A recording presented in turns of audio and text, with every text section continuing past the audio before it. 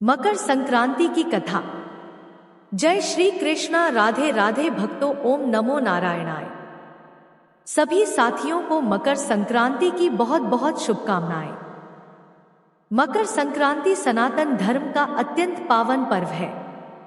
यह केवल एक त्योहार नहीं, बल्कि आध्यात्मिक जागरण, दान और पुण्य अर्जन का विशेष अवसर है।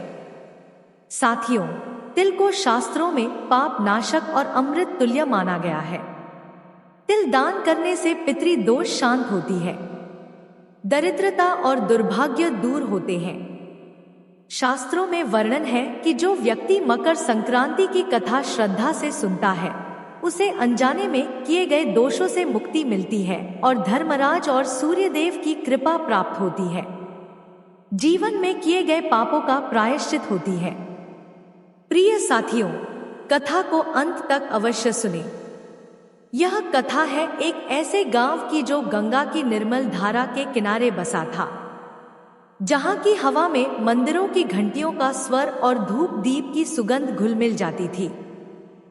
गांव का नाम था कनकधारा और यहाँ के लोग अपने सरल जीवन, अटूट विश्वास और सनातन धर्म की गहरी जड़ों से पहचाने जाते थे।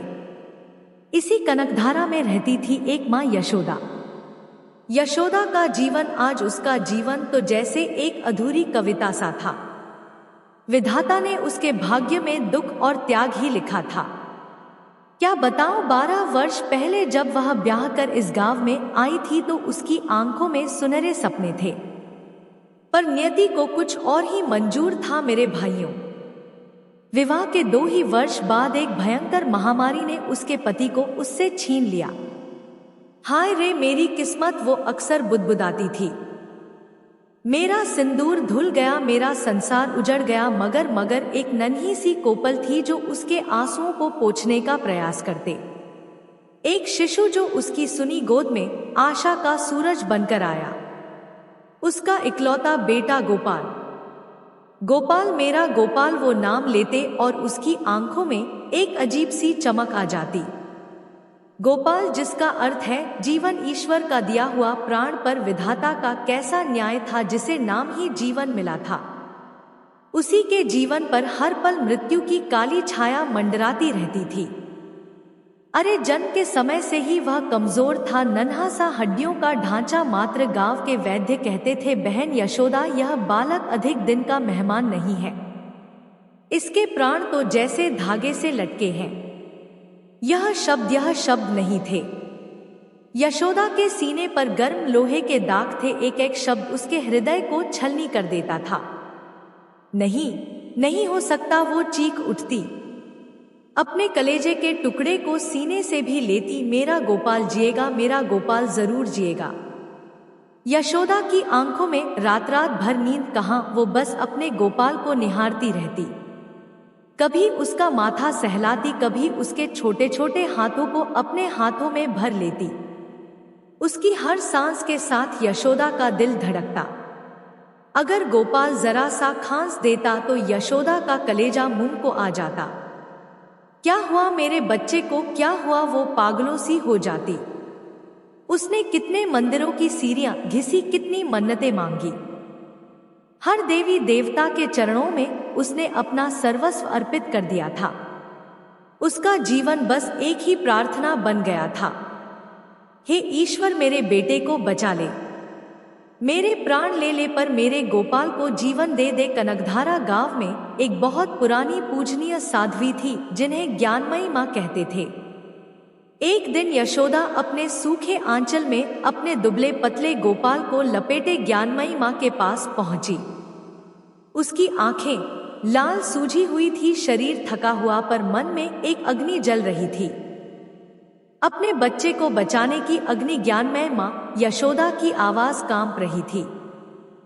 मेरे प्राण सूख रहे हैं, वैद्य ने जवाब दे दिया है। मेरा गोपाल, मेरा गोपाल। बस वो फूट फूट कर रो पड़ी। ज्ञानमयी माँ ने करुणा से उसे देखा। उनके चेहरे पर एक अलौकिक शांति थी।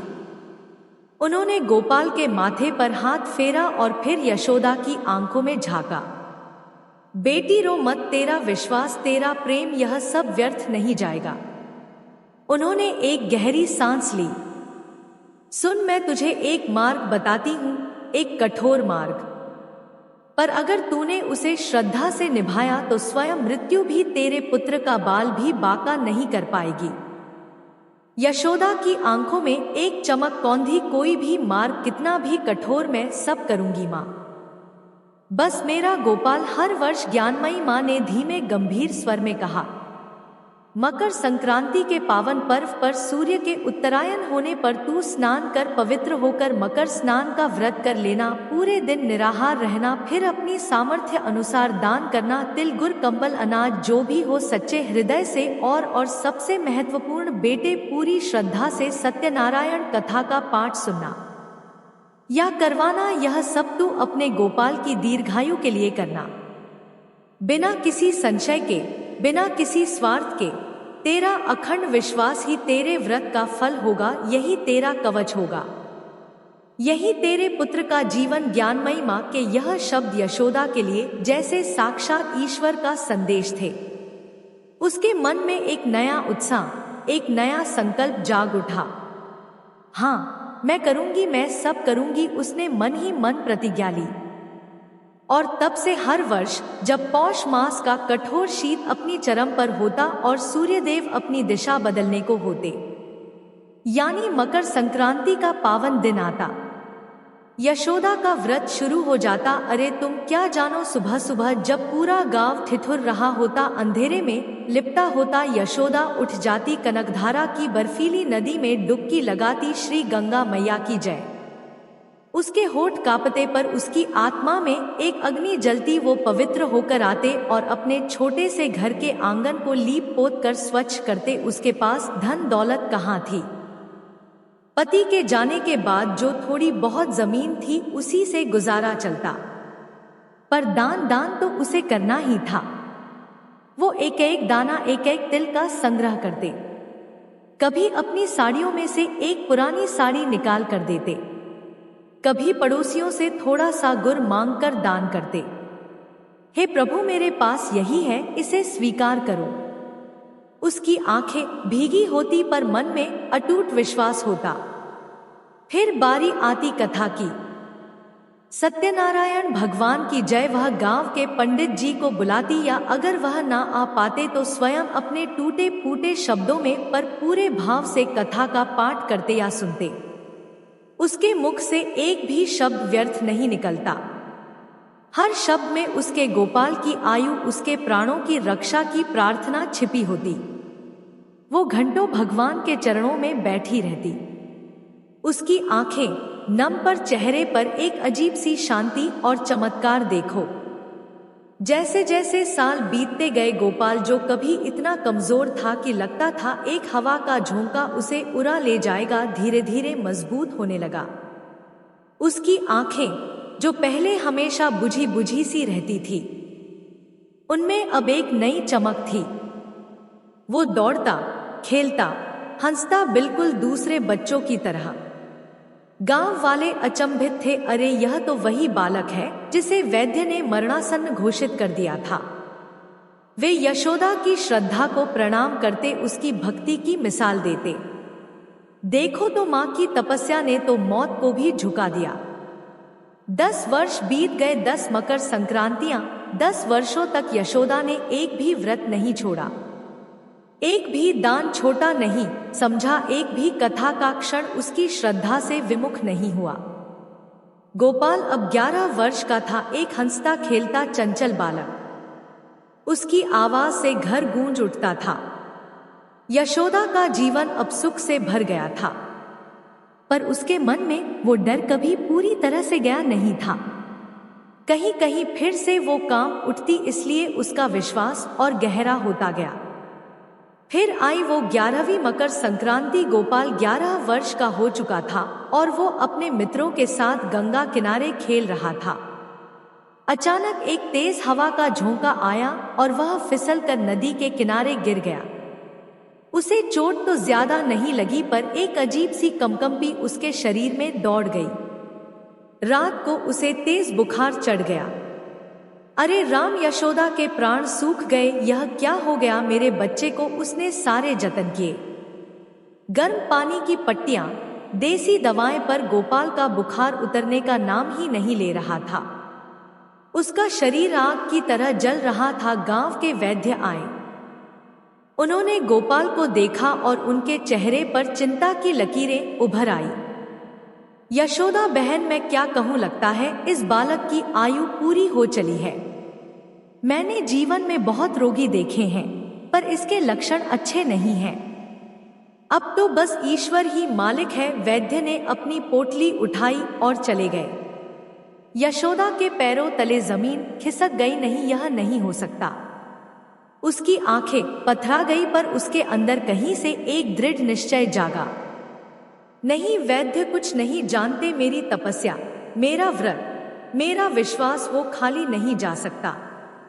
मेरा गोपाल ऐसे नहीं मर सकता। अगले दिन ही मकर संक्रांति थी। गोपाल की हालत और बिगड़ गई थी। वो बेहोश पड़ा था। सांसें धीरे धीरे चल रही थी। यशोदा की आंखों से आंसुओं की धारा बह रही थी, पर उसके होठों पर भगवान का नाम था। प्रभु, मेरे गोपाल को बचा लो, मेरा विश्वास मत तोड़ो। सुबह के 4 बजे थे। कड़ाके की ठंड थी। यशोदा ने थरथराते हाथों से गंगा में स्नान किया। उसके मन में एक ही विचार था, आज मुझे अपना व्रत पहले से भी अधिक श्रद्धा से करना है। वो गीले वस्त्रों में ही घर लौटी और पूजा की तैयारी में लग गई। एक तरफ उसका बेटा मृत्युशैया पड़ा था, दूसरी ओर वो अपने हाथों से तिल और गुड़ के लड्डू बना रही थी। दान के लिए अनाज निकाल रही थी। उसके आंसू गर्म लड्डुओं पर गिर रहे थे, पर उसके हाथ नहीं रुक रहे थे। गांव के पंडित जी आए।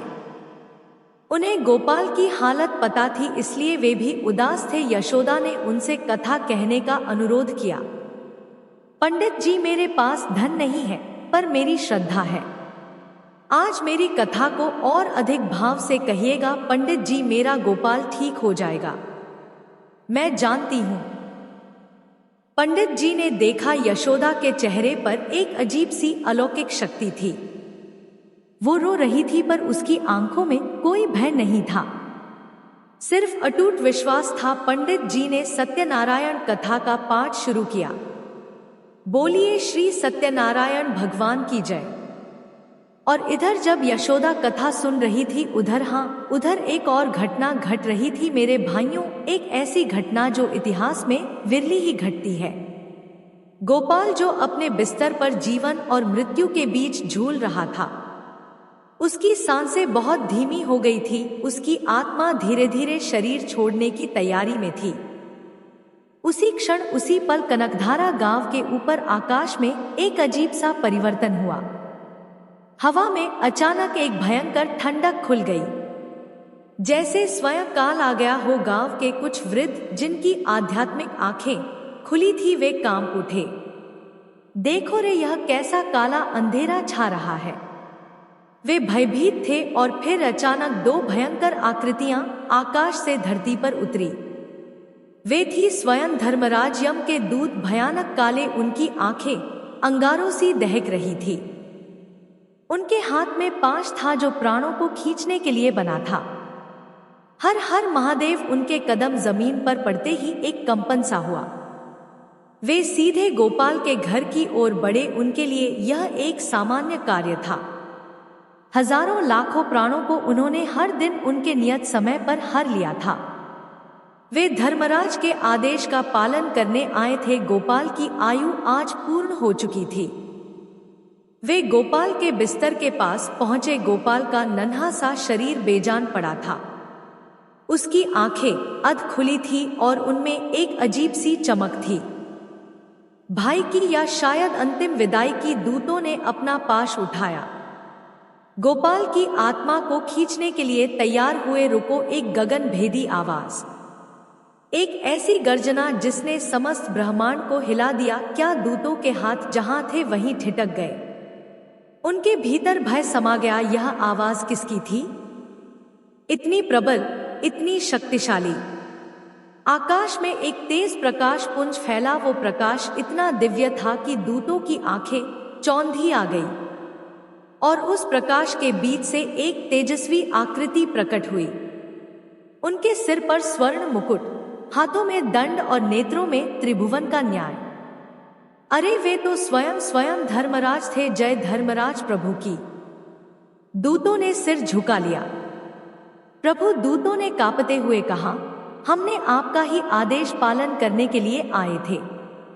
इस बालक गोपाल की आयु आज पूर्ण हो चुकी है। नियति के विधान अनुसार हमें इसके प्राण हरने हैं। धर्मराज की आंखों में एक अजीब सा भाव था, न्याय का, पर उसमें करुणा का अंश भी था। उन्होंने अपने दूतों को देखा, फिर अपनी दृष्टि गोपाल पर डाली और फिर उनकी दृष्टि उस घर के आंगन में बैठी यशोदा पर पड़ी, जो कथा सुन रही थी, जिसके मुख पर आंसू और श्रद्धा का अद्भुत संगम था। दूतों, धर्मराज की आवाज में एक गंभीरता थी जो उनके न्याय सिंहासन से भी ज्यादा प्रभावशाली थी। तुम सत्य कहते हो कि नियति ने इसके लिए यही लिखा था। तुम सत्य कहते हो कि इसकी आयु आज पूर्ण हो चुकी है, और तुम सत्य कहते हो कि तुम केवल धर्म का पालन कर रहे हो। दूतों ने सिर उठाया, आशा में कि अब उन्हें आदेश मिलेगा, किंतु धर्मराज की आवाज अब और बुलंद हुई, जैसे आकाश में बादल गरज रहे हो। किंतु आज तुम नियति को टालोगे, आज तुम मेरे आदेश का पालन नहीं करोगे, आज इस बालक के प्राण नहीं हरे जाएंगे। दूत अचंभित रह गए। प्रभु, यह आप क्या कह रहे हैं? नियति का विधान भला कैसे बदल सकता है? आपके ही आदेश से चलता है सारा संसार। आपने ही तो कर्म और फल का सिद्धांत स्थापित किया है। धर्मराज मुस्कुराए, एक ऐसी मुस्कान जो ज्ञान और करुणा से भरी थी। दूतों, तुम सिर्फ नियमों को जानते हो, तुम सिर्फ विधान को जानते हो, पर तुम उस शक्ति को नहीं जानते जो इन नियमों को भी अपने अटूट विश्वास से झुका देती है। तुम उस प्रेम को नहीं जानते जो मेरे जैसे नियामक को भी विवश कर देता है। उन्होंने अपनी उंगली यशोदा की ओर उठाई, जो अपने आंचल से आंसू पूछते हुए पंडित जी के हर शब्द को अपने हृदय में उतार रही थी। देखो उसे, उस माँ को देखो, उसके तप को देखो, उसके निस्वार्थ प्रेम को देखो। हर वर्ष हर मकर संक्रांति पर उसने निराहार रहकर अपनी एक एक पाई दान करके, हर कष्ट सहकर अपने इस पुत्र की लंबी आयु के लिए प्रार्थना की है। उसके एक एक शब्द में, उसके एक एक आंसू में, उसके एक एक दान में मेरे लिए, उस परमपिता परमात्मा के लिए इतना अटूट विश्वास, इतनी अखंड श्रद्धा भरी है कि आज उस श्रद्धा ने मृत्यु को भी रोक दिया है। धर्मराज की आंखों में एक अद्भुत तेज था। माँ की श्रद्धा, माँ का प्रेम, माँ का त्याग। यह केवल भावनाएं नहीं है दूतों, यह ब्रह्मांड की सबसे बड़ी शक्ति है। यह वह शक्ति है जिसके सामने स्वयं काल भी नतमस्तक हो जाता है। यह वह शक्ति है जो मेरे न्याय के तराजू को भी झुका देती है। और फिर उन्होंने वह अमर वाक्य कहे जो युगों युगों तक एक सत्य बन गए। माँ की श्रद्धा ने आज मृत्यु को भी रोक दिया है। दूतों ने यह सुना और उनके भीतर का सारा अहंकार, सारा नियम निष्ठ भाव पिघल गया। वे समझ गए, वे नतमस्तक हो गए उस माँ की अद्भुत श्रद्धा के सामने। जैसी आपकी आज्ञा प्रभु, उन्होंने कहा, और एक पल में वे अदृश्य हो गए। धर्मराज भी एक मुस्कान छोड़ते हुए उसी दिव्य प्रकाश में विलीन हो गए। इधर पंडित जी ने कथा समाप्त की। सत्यनारायण भगवान की जय। यशोदा ने अपनी आंखें खोली। उसके मन में एक अजीब सी शांति और हल्कापन था, जैसे कोई भारी बोझ उतर गया हो। वो धीरे से उठी और अपनी गोपाल के पास आई। उसने देखा, अरे यह क्या! गोपाल की आंखें धीरे धीरे खुल रही थी। उसका शरीर जो कुछ देर पहले आग की तरह तप रहा था, अब ठंडा पड़ रहा था। उसका चेहरा जो पीला और निस्तेज हो गया था, उस पर एक हल्की सी लाली छा रही थी। माँ, गोपाल ने धीमी आवाज में पुकारा। गोपाल, यशोदा के मुख से एक चीख निकली, पर वो चीख भय की नहीं, असीम आनंद की थी। उसके आंसू थम नहीं रहे थे। वो अपने बेटे के सिर को अपने हाथों में भर कर रोने लगी, पर अब उसके आंसू गर्म नहीं थे, वे शीतलता और कृतज्ञता के आंसू थे। मेरा बच्चा, मेरा गोपाल। गांव के लोग भी इकट्ठा हो गए थे। उन्होंने देखा गोपाल को उठते हुए, उसकी आंखों में जीवन की चमक लौटते हुए। वे सब हतप्रभ थे। वैद्य जो उसे मरा हुआ मानकर चला गया था, जब वापस आया तो उसने गोपाल को हंसते खेलते देखा। चमत्कार, यह तो साक्षात चमत्कार है। मैंने जीवन में कभी ऐसा नहीं देखा। यह तो मां की श्रद्धा का प्रताप है। और तब से गोपाल कभी बीमार नहीं बुरा। वो स्वस्थ, बलवान और दीर्घायु हुआ। वो बड़ा होकर एक धर्मात्मा पुरुष बना, जिसने अपनी मां के त्याग और ईश्वर की कृपा को कभी नहीं भुलाया। उसने जीवन भर अपनी मां की सेवा की और उस गांव में यशोदा की कथा अमर हो गई।